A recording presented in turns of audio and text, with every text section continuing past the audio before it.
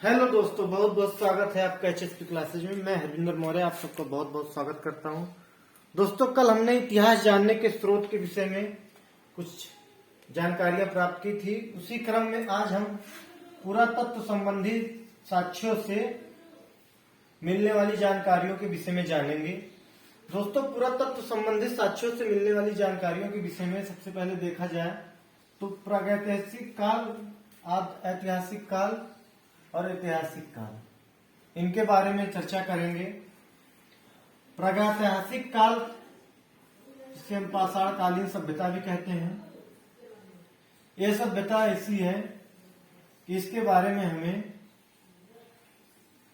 लिखित कोई भी साक्ष्य प्राप्त नहीं है। लिखित साक्ष्य नहीं है, जबकि आद्य ऐतिहासिक काल में लिखित साक्ष्य है। लिखित साक्ष्य है, लेकिन हम पढ़ नहीं सकते, यानी अपठित है। जबकि ऐतिहासिक काल में लिखित साक्ष्य भरपूर है और संबंधित स्थल, स्मारक, ये सब भी मिलते हैं आपके। तो दोस्तों, देखा जाए तो पाषाणकालीन सभ्यता जो है, इसमें केवल साक्ष्य मिलते हैं, लिखित साक्ष्य बिल्कुल नहीं मिलते कोई। इसमें आपके साक्ष्य भी हैं और ऐतिहासिक काल में आपके साक्ष्य और स्मारक स्थल, तमाम चीजें हैं। दोस्तों, इसके बाद देखें कि पाषाणकालीन सभ्यता को हम 3 भागों में बांटकर पढ़ सकते हैं और पढ़ा भी जाता है। सबसे पहले बांटते हैं पूरा पाषाण काल में। पूरा पाषाण काल की सबसे प्रमुख विशेषता जो है, आग का आविष्कार है। आग का आविष्कार इसी काल में हुआ। टहनियों के रगड़ने से सर्वप्रथम आग लगी थी और उसके बाद आदि मानव जो हुआ करते थे, उन्होंने 2 पत्थरों को आपस में रगड़कर आग का आविष्कार किया। उसके बाद पूरा पाषाण काल की जो विशेषता थी, ये लोग शिकारी हुआ करते थे, उन खाद्य संग्राहक थे, यानी शिकार से जो भी मिलता था उसको इकट्ठा करके रख लेते थे ताकि जब भी कोई आपदा हो उसमें खाया जा सके, जब भी न मिले। उसके बाद इस काल में पूरा पाषाण काल कलाकृति, जिसे हस्तकुठार कहते हैं, इसकी खोज 1863 में पल्लवरम एक स्थान है मद्रास, आधुनिक तमिलनाडु में, वहां हुई, तमिलनाडु, जिसकी खोज रॉबर्ट फुट ब्रूस ने की थी। इन्हीं को प्रागैतिहासिक काल का जनक कहा जाता है। प्रागैतिहासिक काल का जनक कहा जाता है। इसके बाद दोस्तों, पूरा पाषाण काल को हम 3 भागों में बांट लेते हैं। केवल जो इनके उपकरण थे उसके आधार पर ही बांटा जाता है। तो सर्वप्रथम पूरा पाषाण काल, मध्य पूरा पाषाण काल एवं उच्च पूरा पाषाण काल। पूर्व पूरा पाषाण काल की जो विशेषता थी, इसमें करोड़ उपकरण हुआ करते थे। इनकी विशेषताएं हस्तकुठार थे, खंडक, बिदारड़ी, इनके नाम है। ये सीधे सीधे पत्थर हुआ करते थे, बहुत ज्यादा इसमें काट छांट नहीं था और कुछ इस प्रकार के हुआ करते थे। ना तो इसकी कोई इसमें धार कोना था कि बहुत अच्छे से प्रहार कर सके।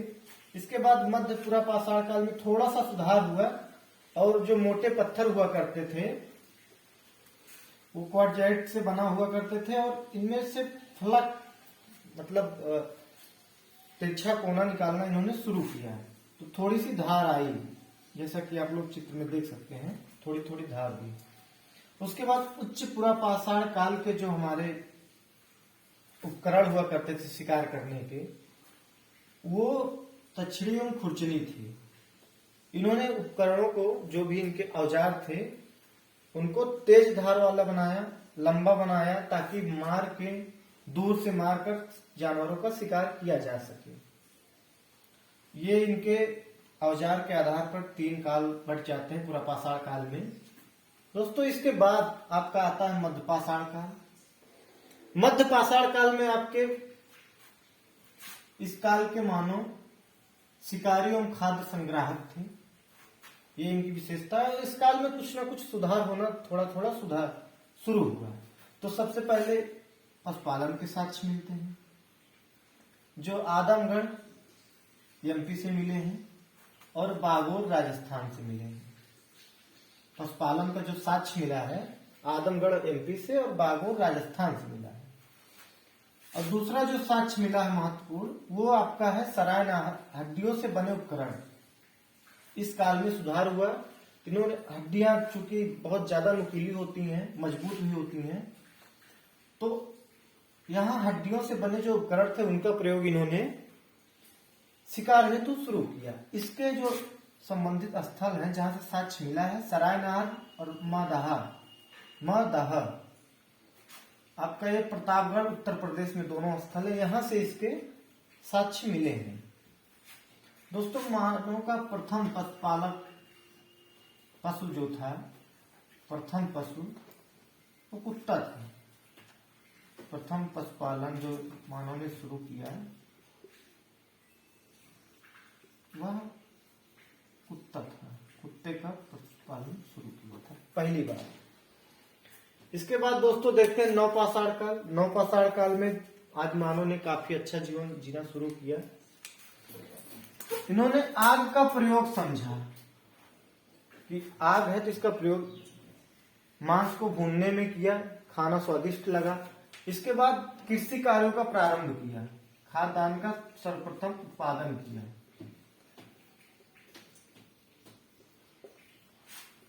यहीं से कृषि का आविष्कार हुआ। नवपाषाण काल में ही आपके पहिए का आविष्कार हुआ, जिसकी वजह से सामान को एक जगह से दूसरी जगह में ले जाने में आसानी हुई। क्योंकि मनुष्य ने इस काल में खाद्यान्नों का उत्पादन शुरू कर दिया था, इसलिए मनुष्यों ने एक ही स्थान पर रहकर अपनी सुविधा अनुसार खेती करना शुरू किया और अस्थायी जीवन जीने की प्रवृत्ति आपके नवपाषाण काल से ही शुरू हुई। इस पाषाण काल में, नवपाषाण काल में आपके कुछ स्थान हैं जहां से महत्वपूर्ण साक्ष्य प्राप्त हुए हैं कृषि का, गेहूं का। तो देखते हैं, आपका है पहला लाहुरा देव। लाहुरा देव वर्तमान में संत कबीर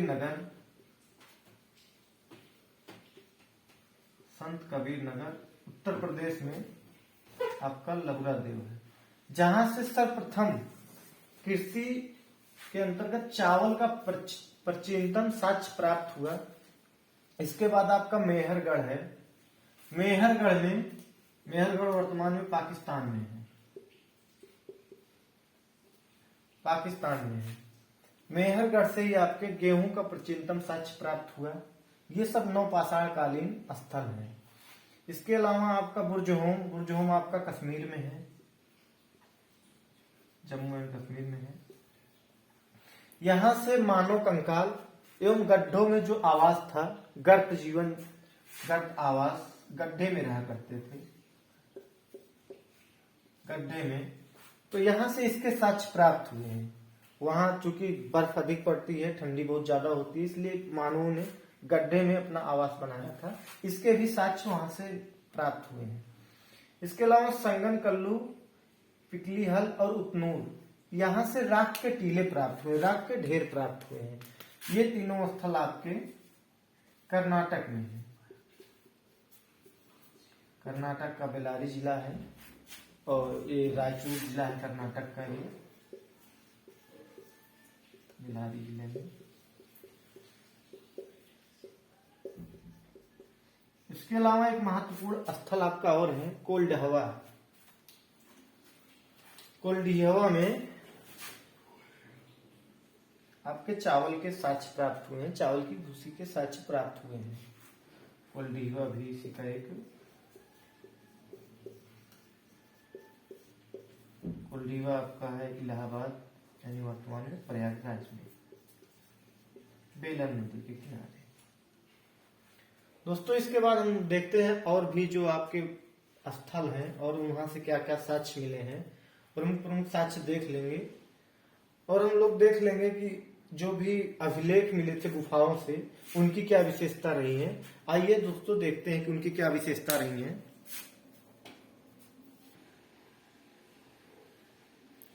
आइए दोस्तों इसी क्रम में देखते हैं कि महत्वपूर्ण जो स्थान है कहाँ है और क्या क्या साक्ष्य वहां से मिले हैं।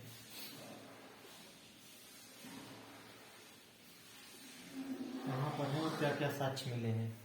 दोस्तों दमदमा आपका है प्रतापगढ़ में,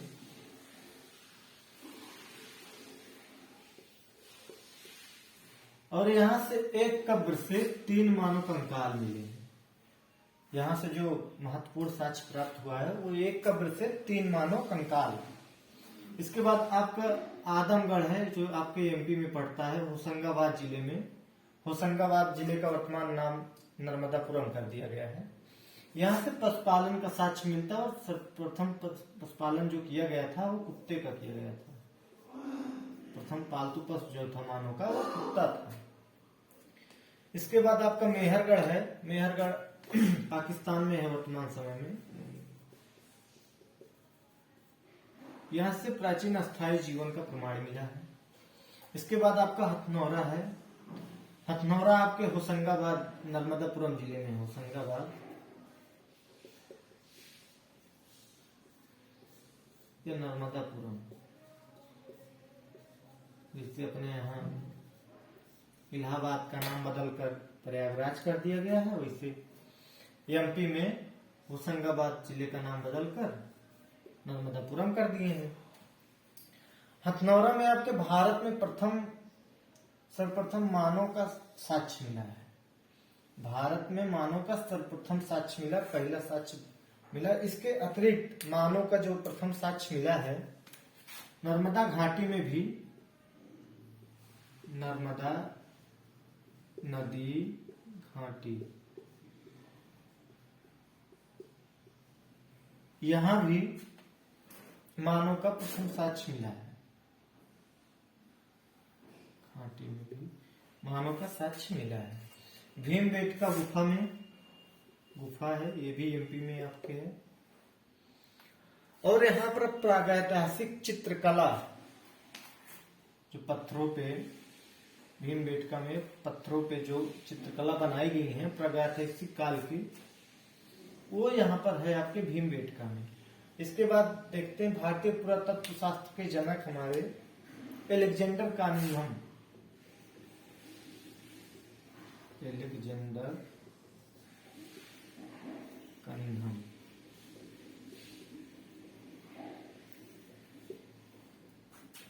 और जो भारतीय पुरातत्व विभाग की स्थापना हुई 1901 में लॉर्ड कर्जन के द्वारा। 1901 में लॉर्ड कर्जन के द्वारा। लॉर्ड कर्जन ने प्रथम सर्वेक्षक जो बनाया था वो जॉन मार्शल को बनाया था। जॉन मार्शल को बनाया था।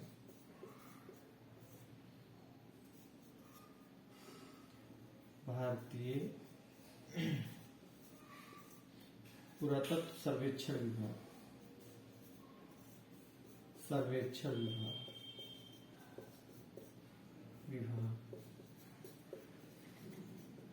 इस विभाग की अलग से स्थापना हुई 1901 में लॉर्ड कर्जन के द्वारा।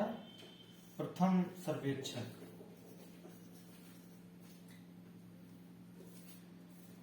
सर्वेक्षक आपके थे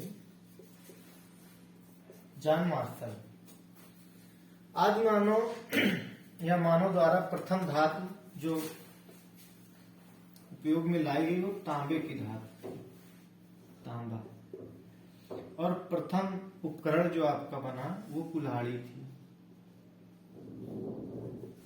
मानव द्वारा बनाया गया प्रथम उपकरण या प्रथम औजार वो आपका कुल्हाड़ी था। कुल्हाड़ी का जो साक्ष्य मिलता है वो तमिलनाडु के चेन्नई के पास, तमिलनाडु में चेन्नई के पास आपकी एक जगह है, एक गांव है अति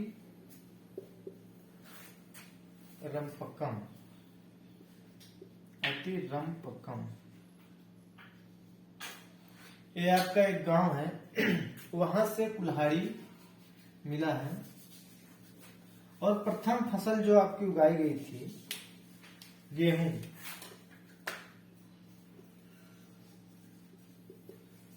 और जौ। गेहूं प्रथम फसल थी, इसके बाद आपकी उसके साथ जौ उगाया गया, फिर जौ। प्राचीन जो सिक्के मिले हैं, सिक्कों को आहत सिक्का कहा जाता है, आहत सिक्के कहा गया। साहित्य में आहत सिक्कों को कारसर्पण के नाम से भी संबोधित किया गया। साहित्य में जो आहत सिक्के मिले, प्राचीन सिक्के, इनको कारसर्पण कहा गया। भारत में कुछ रोमन सिक्कों की प्राप्ति हुई है। अरिकमेडु पुडुचेरी में एक जगह है, वहां से रोमन सिक्कों की प्राप्ति हुई है। इससे यह पता चलता है कि प्राचीन समय में भी भारत से विदेशों से व्यापार हुआ करता था। इन सिक्कों से ये पता चलता है। इसके बाद देखते हैं दोस्तों महत्वपूर्ण अभिलेख कौन कौन से, क्या विशेषता है। अभिलेखों का जो अध्ययन है, अभिलेखों का अध्ययन आपका कहलाता है इपिग्राफी। अभिलेख और शासक और उनकी क्या विशेषताएं रही, मतलब क्या लिखा मिला है, ये देख लेते हैं। बहुत बार एग्जाम में पूछा जाता है। तो महत्वपूर्ण अभिलेख है आपका हाथी गुम्फा, हाथी गुम्फा, हाथी गुम्फा का अभिलेख। ये कलिंग राजा खारवेल के शासनकाल में लिखा गया। और इसकी विशेषता यह है कि इसी अभिलेख में भारतवर्ष नाम का जिक्र मिलता है। एग्जाम में पूछा जाता है दोस्तों कि भारतवर्ष नाम का जिक्र किस अभिलेख में मिलता है, किस राजा के शासनकाल में मिलता है, तो कलिंग राजा खारवेल हाथी गुम्फा का अभिलेख। इसके बाद दोस्तों जूनागढ़ का अभिलेख है आपका, जूनागढ़ का अभिलेख। ये रुद्रदामन के समय में लिखा गया था और इनके शासन की जानकारियां इस अभिलेख से मिलती हैं। ठीक है। इसके बाद आपका है प्रयाग स्तंभ लेख। ये गुप्त शासक समुद्रगुप्त के द्वारा लिखा गया है और इन्होंने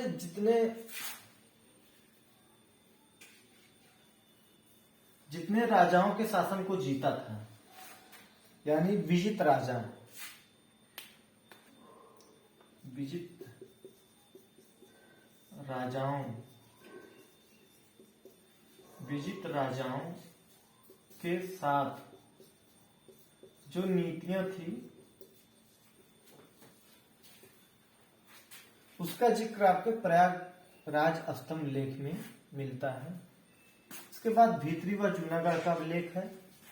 ये दोनों अभिलेख समुद्रगुप्त के शासनकाल में लिखाए गए। इसके माध्यम से हमें होड़ आक्रमण जो हुए थे उनके विषय में जानकारी मिलती है। इसके बाद आपका इंपॉर्टेंट अभिलेख हो जाता है ऐहोल अभिलेख। पुलकेशिन द्वितीय के समय काल में लिखा गया। इस अभिलेख में पुलकेशिन द्वितीय और हर्षवर्धन के बीच जो युद्ध हुआ था उसके बारे में जिक्र किया गया है। इसके बाद मित्रों आपका एरड़ा अभिलेख है। एरड़ा अभिलेख भानुगुप्त के शासनकाल में लिखा गया और ये सबसे महत्वपूर्ण अभिलेख है क्योंकि इसमें सती प्रथा का उल्लेख मिलता है। एग्जाम में कई बार क्वेश्चन ये पूछा गया है, सती प्रथा का उल्लेख किस अभिलेख में मिलता है या प्राचीनतम साक्ष्य क्या है इसका, तो आपका एरड़ा अभिलेख है। इसके बाद देखते हैं दोस्तों सर्वाधिक अभिलेख आपके जो मिले हैं वो मध्य एशिया के बोगज कोई ईरान के आसपास कोई जगह है वहां से मिले हैं, जिसमें आपके इंद्र, वरुण, मित्र, नास्ति आदि देवताओं का उल्लेख किया गया है।